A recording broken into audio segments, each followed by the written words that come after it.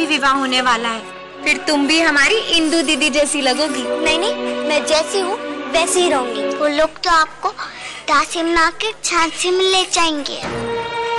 देखिए तो जरा हमारी इंदु विवाह के बाद कैसी दिख रही है। हे देवा, तुमने माथे पर कुंकू नहीं लगाया? रुको,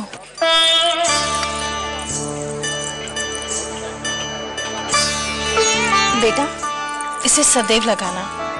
हे देवा, तुमने तो नथ भी नहीं पहनी। इसे भी सदैव पहनना। सुहागिन औरतों का प्रतीक है कुंकू और नथ। आई साहब, आंजी साहब कहाँ हैं? वैनी साहब को तो सुबह से हमने भी नहीं देखा।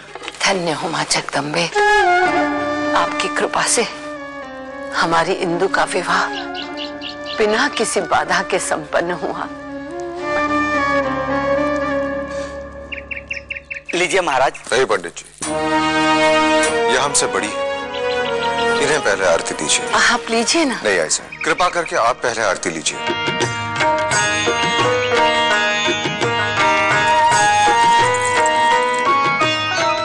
बाजीराव, अद्भुत संजोग है। विनम्र और मृदु भाव एक ऐसे व्यक्ति ने प्रकट की है जिनके बारे में हम सबके विचार अत्यंत घृणास्पद थे। किसकी बात करिए आप? गंगाधर राव की।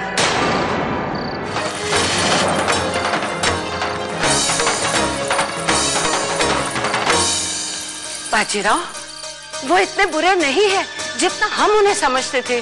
मैं आपकी बुद्धिमत्ता और निर्णय का आदर करता हूं, परंतु आपके मुख से उसकी प्रशंसा सुनकर मैं हैरान हूं। बाजीराव, वो तो ये भी नहीं जानता था कि मेरा संबंध बिठूर महल के राजसी परिवार से है। फिर भी वो मुझे। क्षमा कीजिएगा, गंगाधर के प्रति मेरे विचार कभी नहीं बदलेंगे। मैं अपने निर्णय पर अटल हूं। सुनिए बाजीराव,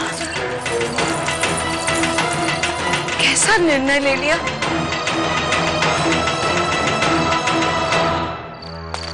वैनी साहब, श्रीमान सरकार ने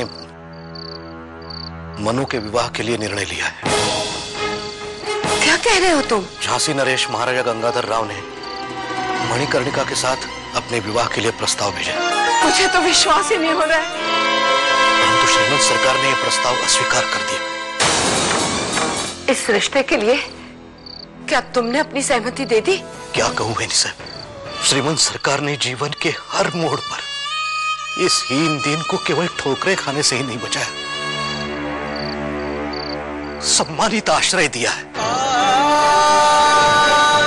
ऐसी स्थिति में श्रीमान सरकार के निर्णय के विरुद्ध जाने की तो दूर, सोचने की भी बिसात मुझ में है। तुम्हें पिता और सेवक के कर्तव्य में से किसी एक को चुनना हो तो किसे चुनोगे तुम?